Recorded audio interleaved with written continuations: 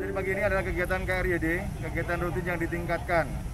Ini bukan operasi patuh, sekali lagi bukan operasi patuh. Ini adalah kegiatan rutin yang ditingkatkan dalam rangka melihat data intelijen di mana di ruas seputar daerah Kertapati ini banyak sekali pelanggaran-pelanggaran, khususnya bidang lalu lintas. Baik ada 3 sasaran prioritas yang ditetapkan oleh Bapak Kapolda, yaitu helm, penggunaan helm SNI, kemudian melawan arah dan knalpot racing atau brong.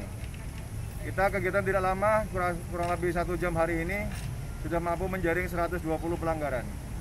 Ya, ini akan kita laksanakan terus secara kontinu hingga kita harapkan ada perubahan citra Kertapati yang untuk lalu lintasnya banyak pelanggaran.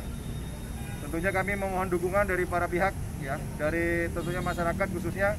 Mari sama-sama kita menciptakan situasi Kamtibmas yang kondusif, karena semuanya itu dilaksanakan dalam rangka untuk menjaga keselamatan kita semuanya, baik masyarakat, pengguna jalan, dan lain-lain.